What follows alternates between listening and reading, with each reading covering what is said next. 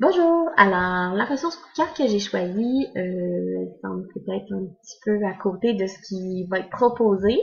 J'ai voulu choisir une ressource qui était plus numérique, une ressource qu'on peut consulter en ligne, qui propose des activités pour les élèves ou qui propose justement des vidéos de style Brainpop, qui propose vraiment de compléter son enseignement avec des petites animations. Mais j'ai choisi une ressource qui est plus ce que j'appellerais terrestre, c'est-à-dire une ressource qu'on peut visiter.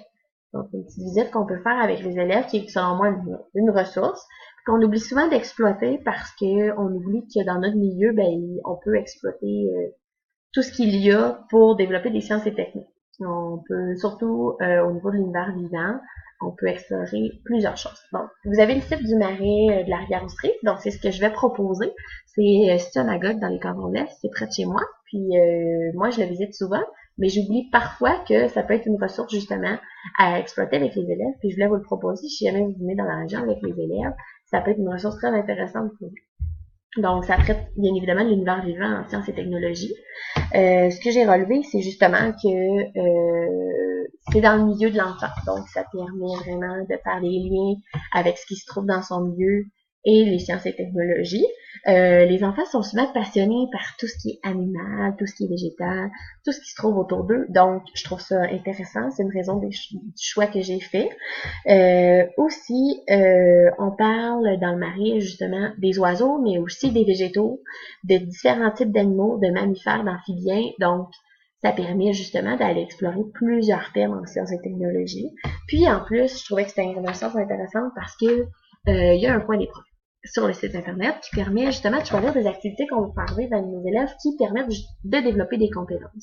Je navigue rapidement, mais dans le coin des profs, il y a différentes activités qui sont proposées par année scolaire. Donc, parfois, on peut aller développer la compétence à mettre à profit des outils parce qu'on propose d'utiliser, par exemple, des jumelles dans certaines activités.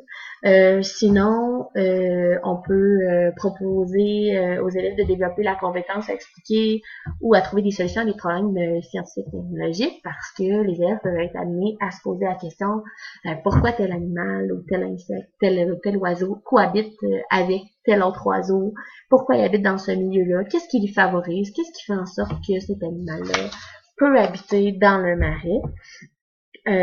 Puis justement de voir comment les différents oiseaux répondent à leurs besoins fondamentaux. Donc, ça fait partie de la progression des apprentissages. Aussi, les élèves, avec cette visite-là, peuvent être amenés à développer le DGF, environnement et consommation, parce que ici, ce que j'ai souligné en bleu, c'est de dire aux élèves de voir comment ils peuvent préserver justement l'environnement, de comprendre c'est quoi un écosystème, puis de voir que pour l'environnement, il y a des conséquences aux gestes humains qu'on pose. Le marais sur le site, mais aussi au marais directement, là, ils proposent certains règlements qui peuvent être amenés aux élèves comme des questionnements à savoir pourquoi ça existe ces règlements-là. Par exemple, éviter le piétinage, la cueillette. Certainement, il va y avoir peut-être des cueillettes au niveau des activités que propose le marais, mais directement une visite libre. Les enfants n'auraient pas le droit de cueillir des choses, de toucher aux animaux, de nourrir, etc.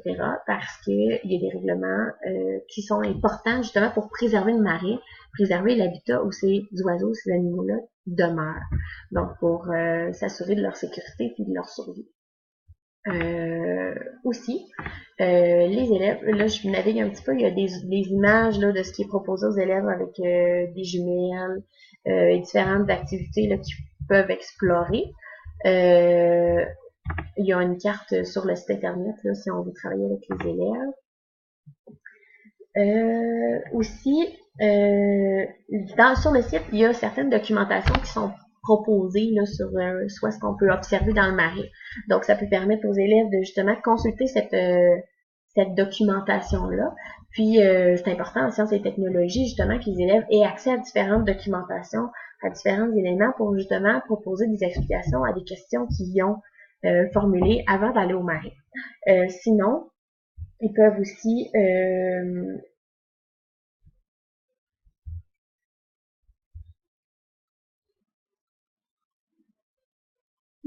compléter un petit carnet d'observation. Puis là, ça leur permet justement de travailler l'observation en sciences technologie parce que c'est très important qu'ils puissent observer pour justement former des hypothèses, se poser des questions. Donc, cet élément-là de l'observation, c'est une des raisons aussi pourquoi j'ai choisi cette activité-là, cette ressource-là, parce qu'elle permet l'observation que parfois on saute en sciences et technologies. D'observer, c'est parfois d'expliquer ce qui se passe dans l'environnement de l'enfant, dans le monde vivant autour de nous. Donc, ça fait le tour de ma ressource. Donc, j'espère que je vous ai donné le goût de la consulter puis d'y aller avec vos élèves. Merci beaucoup! Finalement, je dépasse un petit peu le temps requis, mais je vous laisse sur une image là, de mon garçon qui, lui, explorait le marais déjà tout petit. Donc, pour vous montrer que vous pouvez utiliser cette ressource-là autant préscolaire qu'au secondaire. Puis, c'est de tous les âges. Merci!